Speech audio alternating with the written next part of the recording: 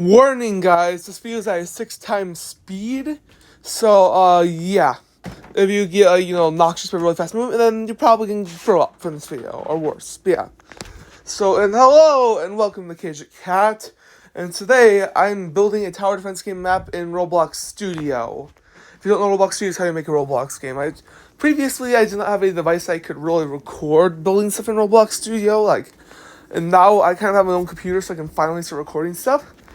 But yeah, relating to that 6 times speed thing I mentioned very early in the video, so you wouldn't throw up. Yeah, this video is no joke. I had 6 times speed. Original clip was 52 minutes, and I decided to speed it up a lot. But yeah. The first part of making any Roblox tower defense game map is, one, of course, to know what game you're making it for. If you don't know what game you're making it for, then usually the game will have rules on their Discord server for making maps, and then that's where you can submit maps. They have rules for that, and their server, every game has different map rules and stuff, and I'll mention you should try and build it to be in the same style as other maps in that game.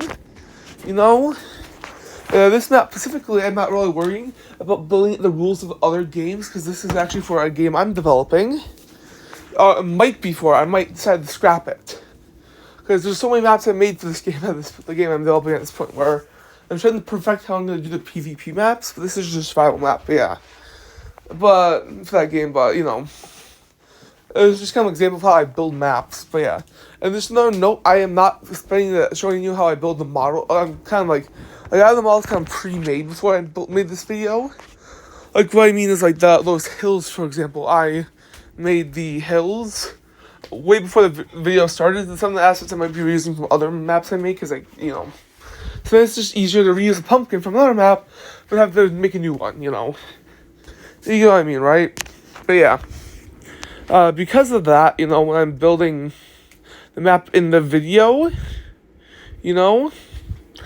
it's basically, I don't spend much, when you're making a map, you probably spend an hour or so putting all the pieces together, but you spend, before that, hours upon hours making all the models, and that would make the video way too long. But yeah, and some of the models I've been using from other maps, and yeah. That kind of makes sense, but yeah. I wonder what that weird sound is. In the video, I think that's one of the notifications, but yeah. Anyway, so when I'm building this map, for my game, I'm using a free, when I make a map, on the X and Z axis for a tower defense game is usually where the path is going to be stretched out. So one, the X or Z axis has to be free studs. The other one can be, for my game, it's free studs. Our games might use 4 or 5 studs, or bigger or smaller. My game uses 3 studs, and one of the X or Z axis, or axis can be whatever length you want, to make it a path. And the Y axis is a 0.1 stud for me.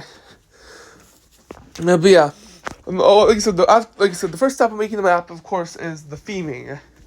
The first is getting the rules for your map making thing, and then the second step is the theming. So the first step, making, is to figure out what the rules are for the game you're making the map for. In this situation, I'm making it for my own game. Possibly, or I'm just making it for this video. Rule thing number 2, then is to figure out a theme. Of course, if you're making the map, then that's easy. You're just using the theme of the remade map. But if you're not making a new map, you're just, making your own map, you have a theme. This is gonna be an alien planet. I was like, nah, that doesn't fit the theme of my game. So then I started making more of a different theme, But yeah, and then you also, if you want to do something interesting in the path, that's also part of the theming. If you want to make your game do something interesting with the path, that could be theming, But yeah. Anyway. But yeah, so this map, right now, then you want to work on, after that, you want to make the models for your theme. I'm skipping the step for that video because I already made the models I need, beforehand, because that will take too long.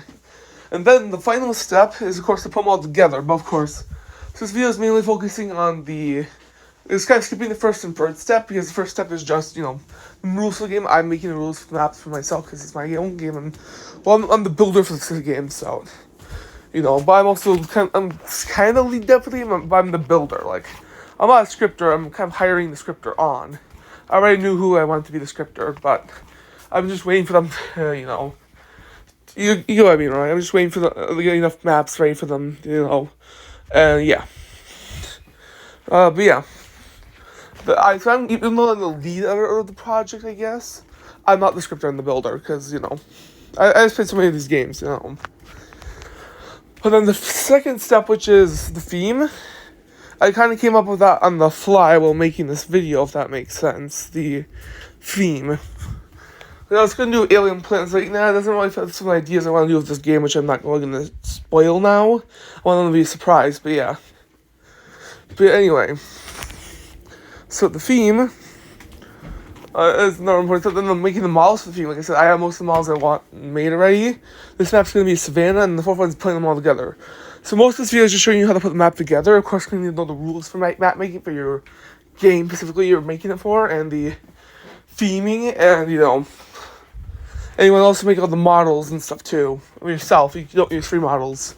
All the models I'm using in this map, I made myself, or they're made by Roblox. Like I said, the only free models you should really honestly use for the map making of your map is if that game you're making a map for has a map making kit. In which then you can use the models from that map making kit, but don't use models, say, from Tower Defense Simulator's map making kit, and you're making an Evolution Evade map, because, like you said, they don't want to get fighting with each other, those games.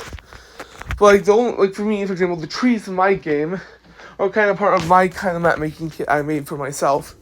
But the trees themselves I did not make. They were made by Roblox for any. They weren't made by. They were licensed by Roblox. Basically, Roblox paid companies like, hey, make us these trees so we can use in any Roblox game. Like, sure. So basically, Roblox paid for these trees to be used by any person. There's probably this forest pack you can get from Roblox. It's free, and it's just like all these trees and stuff you can use for your game. I took a few two tree models and just shrunk them down, and that's what I use for my trees. Because, you know, I feel like they just look better than what I could do. But yeah. Like, you know, now I'm adding. The first thing I do when I'm step 4 is I, of course, get grounded. I do ground, like, the basic replacement for ground.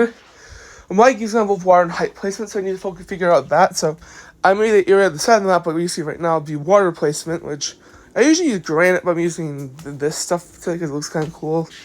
What was it? I forgot what the material was called, but then I build the, you know, you saw before I built the hills after I get, like, the ground and water placed. But sometimes you might want to do the water after you do the hills. Then I build actually no, I get the ground and I build the path and I put the hills in. And then after that I start decorating the air map with details, which is kind of what you're seeing right now. Of course, major details are going to be built pretty early on, while minor things like trees and stuff are put in later. But yeah. Like, this is the final last detail mine. These rocks up here, so you can kind of realize, hey, you can't place up here. You can for a height placement, you can only place on some of the other hills in the map. So that's kind of what I'm doing with these. The theme for this map is kind of like somewhere between a desert, you know, basically in the United States. If you're going from, like, you know, the eastern side to the western side, somewhere in between, there's an area where there's grass, but not, you know, there's grass, but there's also a lot of sand. So the grass is much a lighter color, and, you know, cactuses and trees can kind of grow by each other. But yeah, now I'm kind of showing you around the map.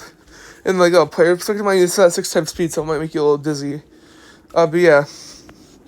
And yeah. It's kind of like the path the enemies to run on, and yeah. This is the end of the video. Remember to like and subscribe to CAGET on YouTube, and peace.